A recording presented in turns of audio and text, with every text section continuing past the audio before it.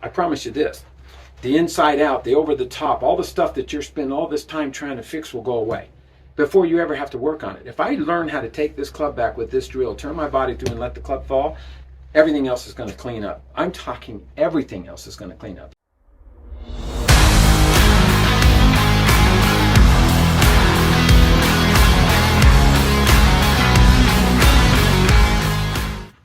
Okay, guys, I'm going to introduce you to the stupid little drill.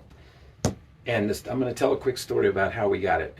I had a student who signed up for a big package, signed up for a full year, really wanted to change his game. So he'd come in for about 4 lessons and wasn't showing a lot of improvement. I could tell he was frustrated. He's kind of a quiet guy.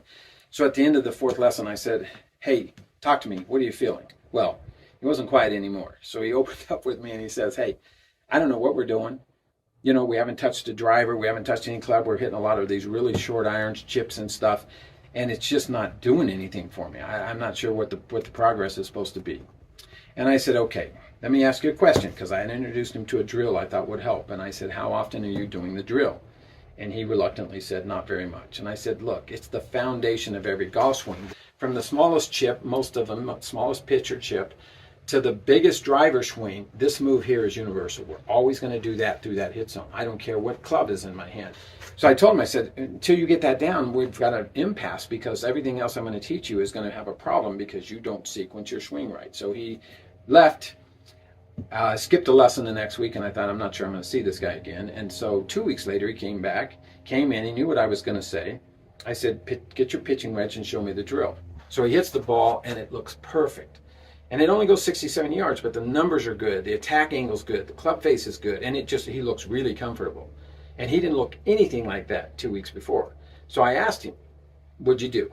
So he says, I go to work, and he works where he's got a headset on, and his hands are free. He said, for the next 10 days, I did your stupid little drill.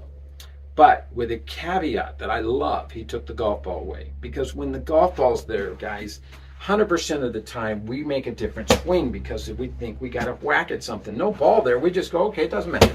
I'm just swinging. There's nothing to hit here. It doesn't make any difference. So he's significantly better without the ball, and he recognized that. So he's like, if I'm going to train for 2 weeks, hours a day, I'm going to do it, make my swing the best I can make it, and that means no golf ball. So he took the ball away, and for hours a day, he told me, I just sat in my office doing this stupid little drill over and over and over. It's real floppy. We flop back, flop through, but we make sure that we push off and the hips clear. So he just does this for hours a day. He said, last couple days, I put a wiffle ball down, and now I'm up to a golf ball. And he looked at me with confidence, and he said, I got it. And I'm like, oh my gosh. It's the fastest, pretty much, I've ever seen somebody transition who had a terrible sequence to a really good sequence. And it took him 2 weeks, hours a day. That's the difference. But half swings and short swings are where you change your golf swing. And if you do that, I promise you this, the inside out, the over the top, all the stuff that you're spending all this time trying to fix will go away before you ever have to work on it. If I learn how to take this club back with this drill, turn my body through and let the club fall, everything else is going to clean up. I'm talking everything else is going to clean up. So we'll start with the stupid little drill. So here it is. You get set up. I want you to make sure when you do this drill that you've got really relaxed wrists, very relaxed wrist, and pretty soft grip, okay? I'm just holding this enough so it doesn't fly out of my hands. I want to literally take the club back from here, and I want to drag it back. I want to move the handle first. This weighs way more than the handle, so if I relax and just do this and take this club back, this club wants to hang here. So this isn't a natural move. I'm not saying we can't do this in a golf swing. I'm saying that takes an effort. And it might be the right effort. It might be to push here and do this. But for this drill, I want you to drag this back because I want you to feel this transition. When I go forward, I want this club to fall back here. Let me explain something to you real quick. Every drill should be exaggerated. I mean, ridiculously. If you think you're going to swing the club like this, you're wrong. That's not what we're doing. We're trying to get a feel.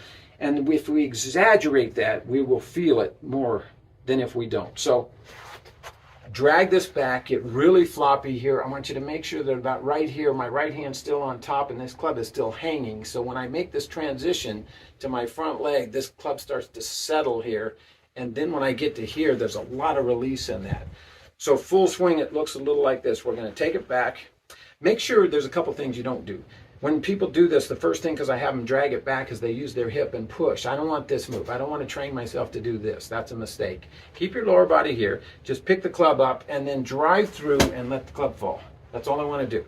Go here, about halfway up, while the club's still going back. I want to lean into my front leg, turn, and just let my hands go. Do that. If you had one drill that I would teach, that's the drill. It softens us up. It relaxes. We get rid of all this tension. We learn how to just let the club flow through the swing. It's a phenomenal drill for changing our golf swing. If you do that enough, I promise you, you'll see results on the golf course.